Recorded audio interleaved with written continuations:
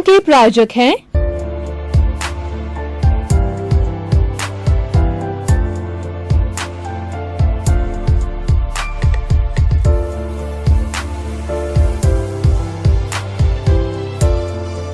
दर्शकों, आपका channel 24 news plus में हार्दिक स्वागत है, अभिनंदन है, सत्कार है।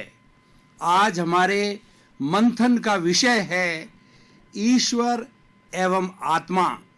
हम भारत देश में निवास कर रहे हैं।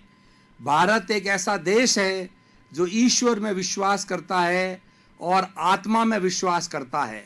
हमारी भारतीय संस्कृति के ग्रंथों में ईश्वर और आत्मा को बहुत ही उच्च स्थान दिया गया है।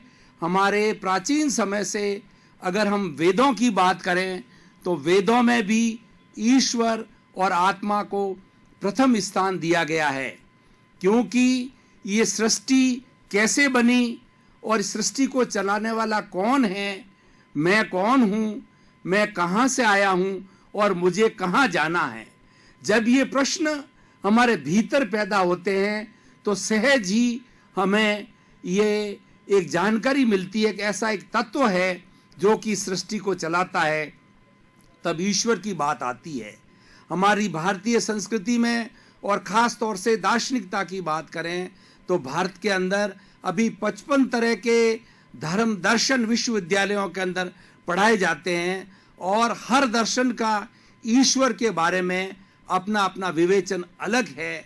लेकिन ईश्वर एक ऐसा तत्व है जो कि अजर है, अमर है, अविनाशी है और उसके साथ साथ में इस सृष्टि का नियंता है।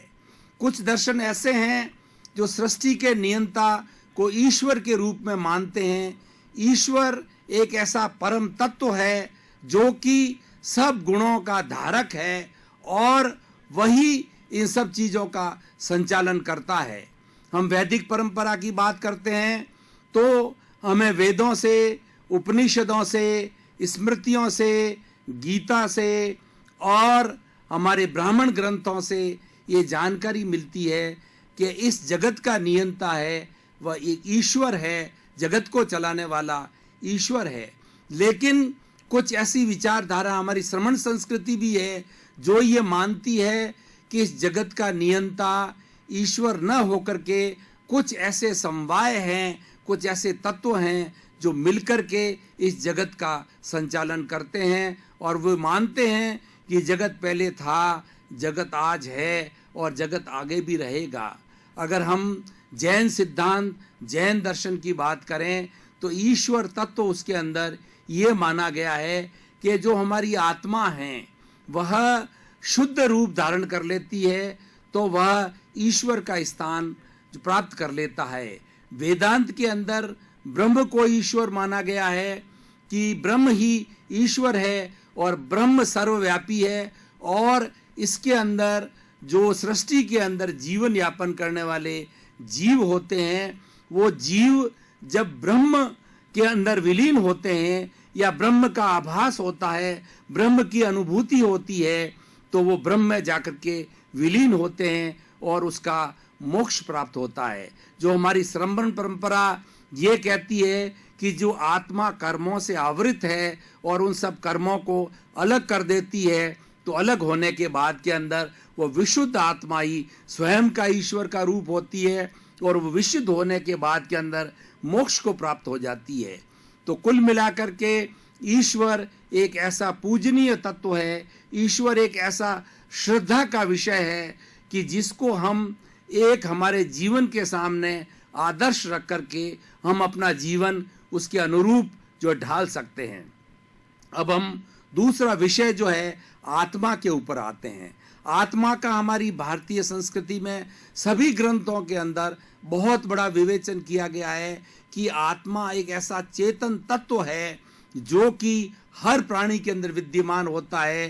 किसी भी प्राणी में आत्म तत्व नहीं होता है तो वह जीवंत प्राणी नहीं होता है, वह जड़ पदार्थ होता है। आत्मा अजर होती है, अमर होती है, अविनाशी होती है। कृष्ण भगवान के अंदर ने गीता में कहा है कि जिस तरीके से एक व्यक्ति पुराने कपड़े को जो उतार करके नया कपड़ा धारण कर लेता है, उसी तरीके से आत्मा जो है वो एक शरीर के अंदर अपना जो कर्मों का जो समय होता है वो उसका भोग करने के बाद के अंदर उस शरीर को छोड़ करके दूसरे अन्य शरीर के अंदर प्रवेश करती है। और इस तरीके से जो 84 लाख जीवा योनियां मानी गई है, 84 लाख ऐसे उत्पत्ति क्षेत्र हैं जहां पर अनंत आत्माएं जो है वो जन्म लेती हैं और अपने कर्मों के अनुरूप जो है वो अपना जीवन यापन करती है। बंधुओं, एक बताना चाहेंगे आपको, भाइयों और बहनों बताएंगे आपको कि आत्म तत्व एक ऐसा है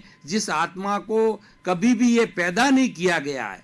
ये भूतकाल में था, वर्तमान काल में है, भविष्य में है। ये एक जो है त्रैकालिक तत्व है और हर प्राणी में है, लेकिन उस हर प्राणी के अंदर जो है आत्मा के ऊपर आवरण आने के कारण आत्मा दो भागों के अंदर विभाजित हो जाती है। एक तो शुद्ध आत्मा होती है, विशुद्ध आत्मा होती है। जो आत्मा का अस्तित्व है वह विशुद्ध आत्मा मोक्ष के अंदर निवास करती है, और दूसरी बॉन्डेड आत्मा होती है, बॉन्डेड सोल कहलाती है, बद्ध आत्मा होती है, जो हम सारे प्राणी जगत के अंदर होती है। और इसकी 4 गतियां बताई गई है, नरक गति, तिर्यंच गति, मनुष्य गति और देव गति। इन 4 गतियों और 84 लाख जीवा योनि के अंदर ये आत्मा अलग अलग शरीर धारण करके अपने द्वारा किए गए पाप और पुण्य, सुकृत और दुष्कृत जो भी कर्म किए गए हैं उन सब का भुगतान करके, और जब इस कर्मों को विशुद्धि कर लेती है तब आत्मा 24 कैरेट सोने की तरह शुद्ध होकर के मोक्ष में निवास करती है। और मोक्ष में जाने के बाद में आत्मा पुनः इस संसार के भ्रमण के अंदर नहीं आती है। आत्मा के लिए कहा जाता है कि आत्मा अमूर्त होती है।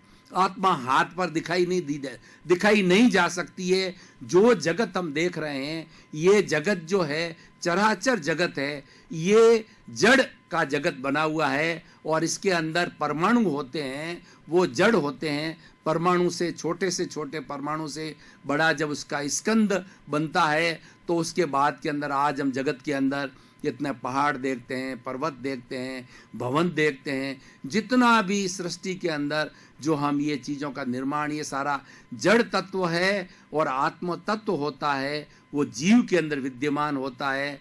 आत्मा अजर होती है, आत्मा अमूर्त है, आत्मा अविनाशी है और आत्मा अनंत ज्ञान वाली है।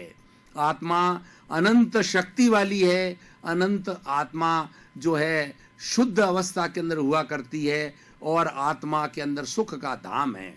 श्रोतागण, अब हम थोड़े समय के लिए ब्रेक लेते हैं और ब्रेक के बाद में पुनः उपस्थित होंगे।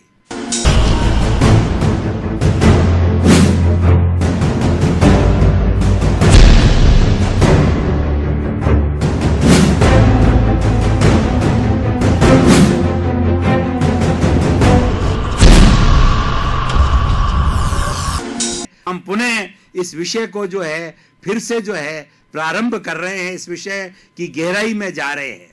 अब प्रश्न ये उठता है कि आत्मा की हम अनुभूति कैसे करें। आत्मा की अनुभूति करने के लिए व्यक्ति को अपने भीतरी जगत में जाना पड़ेगा। यानी आत्मा की जब हम बात करते हैं तो 2 तरह के जगत बन जाते हैं, एक बाहर का जगत और एक भीतर का जगत। बाहर का जगत होता है जैसा कि अभी मैंने बताया कि ये जड़ से सारा जुड़ा हुआ जगत है, वो लौकिक जगत है, बाहर का जगत है, व्यवहार का जगत है। भाइयों और बहनों, ये दोनों जगत में संतुलन बनाए रखना बहुत ज़रूरी होता है। भीतर का जगत के नियम अलग हैं, बाहर के जगत के नियम अलग हैं। भीतर सूक्ष्म हैं और बाहर जो है स्थूल है। जो आज आप मेरा शरीर देख रहे हैं या मैं आपको देख रहा हूँ, ये सारा स्थूल का जगत है जो कि हमारी 5 इंद्रियों के द्वारा दिखाई देता है। लेकिन जो हमारा आत्मा का जगत है, अमूर्त का जगत है, इसीलिए आत्मा को अनुभवजन्य कहा जाता है। आत्मा के लिए कहा जाता है कि इंद्रियातीत है, आत्मा की इंद्रियां नहीं होती है और आत्मा जो है वो इंद्रियों के परे है और ये जो है जलती नहीं है, मरती नहीं है, कटती नहीं है और इसका कोई भी जो जन्म जो है शरीर के रूप में होता है, लेकिन आत्मा अजन्मा कहलाती है। तो हमारा शरीर जो है ये जड़ तत्व है और उसके भीतर विराजमान है वो चेतन तत्व है। दोनों के मिश्रण को हर प्राणी का जो है शरीर कहा जाता है। और अपने अस्तित्व की जानकारी होना हर प्राणी के लिए बहुत ही जरूरी है। और व्यक्ति जब अस्तित्व की जानकारी कर लेता है, यानी जीव को जब ब्रह्म का ज्ञान हो जाता है, जिसको ब्रह्म ज्ञान कहा जाता है, या दूसरी श्रमण परंपरा के अंदर केवल ज्ञान कहा जाता है, और आज की भाषा में बात करें तो एब्सोल्यूट ट्रुथ कहा जाता है। एब्सोल्यूट ट्रुथ का अर्थ होता है कि आत्मा ये जान जाती है कि मैं विशुद्ध रूप वाली हूँ, अनुभव कर लेती है। और अनुभव होने के आत्मा, जिसको सेल्फ रियलाइजेशन भी कहते हैं, आत्म निरीक्षण भी कहते हैं, आत्म परीक्षण भी कहते हैं बंधुओं। तो इस तरीके से जब ये रियलाइजेशन हो जाता है पूर्ण तरीके से, और 24 घंटे वो आत्म तत्व के अंदर ही कोई जीव या कोई प्राणी रहने लग जाता है, तो उसकी स्थिति जो है धीरे धीरे इस शरीर से छूटने लगती है और अपना मूल स्वभाव के अंदर, अपने अस्तित्व के अंदर चली जाती है। तो इस तरीके से इस सारी सृष्टि को समझने के लिए ईश्वर और आत्म तत्व को जो जानना बहुत ही आवश्यक है। अब प्रश्न यह है कि आत्मा जो ये 84 लाख जीवा योनि के अंदर क्यों भटकती है, तो जैसा कि मैंने भाइयों और बहनों अभी बताया कि आत्मा बॉन्डेड है, आत्मा के ऊपर आवरण है। हम देखते हैं किसी टेबल पर बहुत सी वस्तुएं पड़ी है, उसके ऊपर पर्दा डाल दिया जाता है तो वो वस्तुएं दिखाई नहीं देती है। ठीक उसी तरीके से हमारी आत्मा के ऊपर ये कर्मों का फोर्स है, कर्मों का आवरण है। हमारे भीतर, जैसा अभी बताया मैंने, अनंत ज्ञान वाली आत्मा है। हम नया कुछ नहीं करते हैं, ऑलरेडी हमारे भीतर जो है वो अनंत ज्ञान, infinite knowledge, infinite energy, infinite bliss already इसमें एम्बेडेड है। हम तो उसके ऊपर जो कपड़ा पड़ा है, जो आवरण है, उस आवरण को मात्र हटा देते हैं तो हमारी जो शुद्धता भीतर पड़ी है वो हमें दिखाई देती है। इसको कर्म बोला जाता है। और इन कर्मों के आवरण को विशुद्धिकरण करने के लिए जो माध्यम होता है वह एक संन्यास का मार्ग भी होता है। कि बहुत से जो है ऐसे व्यक्ति होते हैं जो चाहते हैं कि मेरी आत्मा का विशुद्धिकरण जो है जल्दी से जल्दी हो, तब वो संन्यास ग्रहण करते हैं। और दूसरा होता गृहस्थ आश्रम। दोनों आश्रम के माध्यम से व्यक्ति अपना साध्य है, जो चतुर्थ हमारे पुरुषार्थ है, अर्थ, काम, धर्म और मोक्ष। अर्थ और काम से हमारा संसार चलता है। हमारा जो लौकिक जीवन है सब वो अर्थ और काम से चलते हैं। अर्थ के माध्यम से हम अपने परिवार का निर्माण करते हैं, अपनी घर गृहस्थी बसाते हैं, अपने भवन बनाते हैं, अपना व्यवसाय करते हैं। और काम ऐसा है कि जो व्यक्ति को व्यक्ति से जोड़ता है, व्यक्ति गृहस्थी बसाता है, शादी करता है और एक दूसरे से प्रेम करता है। ये सब काम का तत्व है। और ये ऑटोमेटिकली जो है हर आत्मा, हर शरीर जो चेतन तत्व है उसे जुड़ा हुआ रहता है। लेकिन जो विशेष पुरुषार्थ की बात कही गई है वो होता है धर्म और मोक्ष। धर्म का मतलब सद्गुण, सद प्रवृत्ति।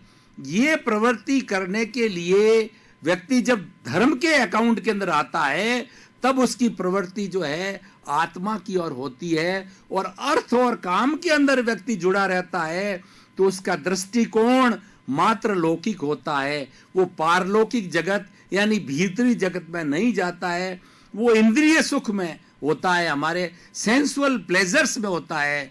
Eat drink and B Mary में रहता है। खाओ पियो और मौज करो। 5 इंद्रियां, स्पर्शन, रसन, घ्राण, चक्षु, श्रोत्राणी, इंद्रियाणी, इस इंद्रियों के विषय है, भोग विलास है, उसी तक सीमित रहता है। अर्थ को ज्यादा महत्व देता है, अर्थ लोलुप हो जाता है और आदमी व्यसनी भी बन जाता है और कई तरह के दुर्व्यसनों में भी आ जाता है। लेकिन जिस आदमी के अंदर जब धर्म प्रकट होता है, जब वो भीतरी जगत में जाता है तो उसको मालूम होता है आत्म जगत में जाता है।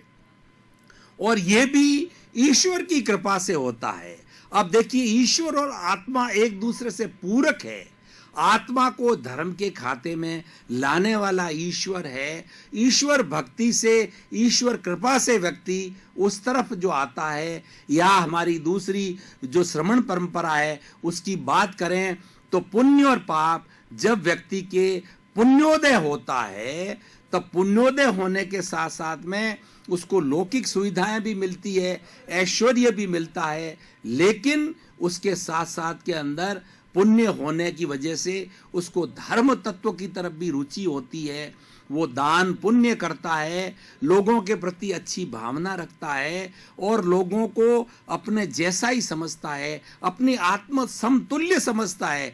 जैसी मेरी आत्मा है वैसी दूसरे की आत्मा है। जब ये चिंतन व्यक्ति करने लग जाता है तब व्यक्ति वो किसी तरह का न्याय अपने परिवार के लोगों के साथ के अंदर, सृष्टि के लोगों के साथ में, ग्लोब के साथ में नहीं करता है। उसकी प्योरिटी, उसका चिंतन इतना शुद्धिकरण हो जाता है कि वो संसार, इस चराचर जगत के अंदर छोटे मोटे पेड़ है, पौधे है, जीव है, जंतु है, कीड़े हैं, मकोड़े हैं, सभी के प्रति जो है उसकी सहानुभूति, उसकी करुणा की भावना जागृत होती है, जिसको हम अहिंसा के रूप में भी मानते हैं।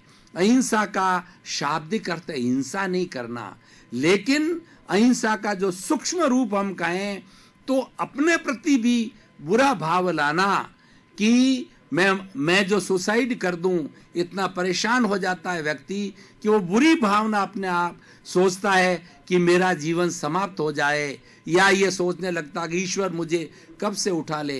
ये भी हिंसा है बंधुओं। तो हिंसा का सूक्ष्म रूप जो आत्मा से जुड़ा हुआ है, ईश्वर से जुड़ा हुआ है, वो माने हम तो किसी को कष्ट देना नहीं और स्वयं न दे, लेकिन किसी अन्य से जो है किसी को कष्ट नहीं दिलाना। और उसके साथ साथ में कोई किसी व्यक्ति को पीड़ा, जैसे मान लीजिए कुछ पेस्टिसाइड्स वगैरह जो है छिड़के जा रहे हैं। अब देखिए कि जो खेत का मालिक होता है, फसल का मालिक होता है, जिसने फसल खड़ी की, फसल बोई, वो अपने कर्मचारियों से पेस्टिसाइड छिड़काता है और कितने जीव जंतु मरते हैं। तो वो स्वयं नहीं कर रहा है लेकिन दूसरे से करवा रहा है, ये हिंसा करवाना। और तीसरी बात ये है कि जो पेस्टिसाइड का काम करने वाले लोग हैं, वो जैसे कि उसके ट्रेडर्स हैं, दुकान वाले हैं, वह पब्लिसिटी करे कि इतना ये काला हिट आया अभी और उसके बाद के अंदर रेड हिट आ गया जो कि जानवरों को मारता है, कॉकरोच को मारता है। बंधुओं, इसकी जो पब्लिसिटी करने वाले लोग हैं, इसका मतलब वो हिंसा का अनुमोदन कर रहे हैं, वह भी हिंसा है। इसलिए हिंसा करनी नहीं स्वयं के द्वारा, दूसरे से करवानी नहीं, और हिंसा का अनुमोदन नहीं करना और मन से नहीं करना। अब हिंसा हम करते भी नहीं, करवाते नहीं है। ये हमारा जो मन है ये सूक्ष्म जगत है बंधुओं।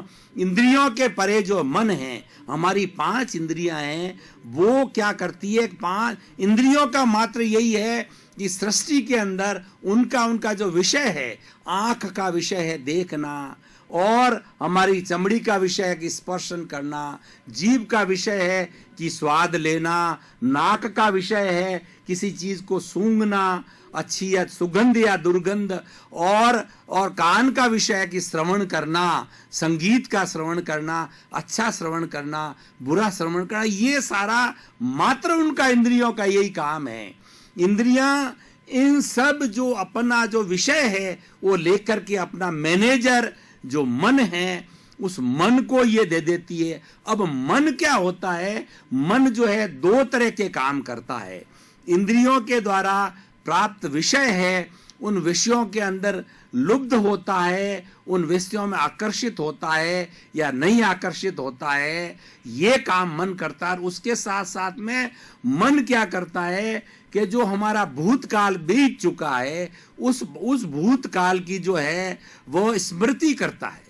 स्मृति करने का काम भी मन का है, और जो वर्तमान का चिंतन करता है वह भी मन करता है। और मन का एक तीसरा काम है, वो भविष्य में चला जाता। मैं एक उदाहरण के द्वारा इस बात को क्लियर करना चाहूँगा भाई और बहनों, श्रोतागण, कि देखिए आज मैं अभी बैठा बैठा चिंतन करूं, खाली बोलूं भी नहीं, मन में चिंतन करूं। मैं 10 साल का था तो उस स्कूल के अंदर पढ़ता था, उसमें वो मेरे टीचर वो थे, मेरे सहपाठी थे। यानी मैं आज से जो है 60 साल के जो है भूतकाल के अंदर चला गया और वर्तमान में ये चिंतन करता हूं कि मेरे सामने इतने इतने श्रोतागण बैठे हैं, आपका स्टेटस जानता हूं कि कौन आकर्षित होकर के मेरी बात को सुन रहा है, कौन कितना जो है ग्रहण कर रहा है, किसमें कितना तादात्म्य है, किसमें कितना तारतम्य है, कौन मेरी बात को जो है बहुत गहराई से चिंतन कर रहा है। ये सब मेरा वर्तमान का चिंतन है। अब मैं ही वही बैठा बैठा जो है भविष्य की कल्पना में चला जाता हूं कि मेरा ये एपिसोड पूरा होगा तो मैं जो है घर जाऊंगा, घर जाकर के ये खाना खाऊंगा, ये करूंगा, भविष्य की कल्पना में चला जाता है। ये मन का काम है। ये सारे तत्व जो है, मैं क्यों कह रहा हूं, ये हमारे आत्म जगत से जुड़े हुए तत्व है और ये आत्मा के अवयव है। इंद्रियां, शरीर जो आप मेरा देख रहे हैं, स्थूल शरीर, इनसे जुड़ी हुई सबसे पहले 5 इंद्रियां जिसका विवेचन किया, उसके बाद मन की बात कर रहा हूं। अब देखिए, मन के आगे भी एक बात है, वो कहलाती है बुद्धि। मन भी जो है बेचारा नौकर है। मन का काम इंद्रियों से विषय लेना होता है, लेकिन जो निर्णय होता है, देखिए फैक्ट्री का मालिक होता है, दुकान का मालिक है, वही निर्णय ले सकता है। कर्मचारी का काम है कि जैसा मालिक ने बताया वो लेकर के वो कार्य कर लेना है, उसको यस और नो करना, उसका निर्णय लेना उस मालिक का काम होता है। तो मालिक होती है बुद्धि। अब बुद्धि भी है, वो 2 तरह की होती है, शत बुद्धि और अशत बुद्धि। जो शत बुद्धि होती है वो राइट दिशा में जाती है, वो आत्मा से मुड़ी हुई होती है, और एक अशत बुद्धि होती है जो कि आत्मा से विमुख होती है, जो कि बाहरी जगत, जो मैंने अभी 2 आपका जो भेद रेखा बताई थी कि भीतर का जगत और बाहर का जगत, अब ये इन दोनों का जो निर्णायक तत्व है, इनको जोड़ने वाला जो लास्ट तत्व है वो बुद्धि है। अगर किसी को भीतर के जगत में नहीं जाना है तो बुद्धि 5 इंद्रिय और मन के अंदर लोलुप होकर के पूरा जीवन 50 साल 100 साल जितना व्यक्ति जीता है, या कोई भी प्राणी, कोई भी आत्मा जितना जीती है, उसके अंदर जीवन भर चक्कर लगाती रहेगी। लेकिन सद्बुद्धि क्या करती है कि वो भीतर पड़ाव में जाती है। अब भीतर के जगत में उसको प्रज्ञा कहते हैं बंधुओं। जो बुद्धि के लेवल पर काम करते हैं वो विद्वान कहलाते हैं, लेकिन भीतर के जगत में जाने वाले प्रज्ञा चक्षु होते हैं, वो प्रज्ञा पुरुष कहलाते हैं। श्रोतागण, आपका बहुत बहुत धन्यवाद। आज मुझे इतना आनंद आया कि आपने पूरी स्थिरता के बात में ईश्वर की और आत्मा की बात सुनी। मुझे भी आनंद आया, आपको भी आनंद आया, और ये हमारे और आपके बीच में, श्रोता और वक्ता के बीच में बहुत ही अच्छी सत्संग हो गई। आपके प्रति बहुत बहुत धन्यवाद, आभार। प्रायोजक हैं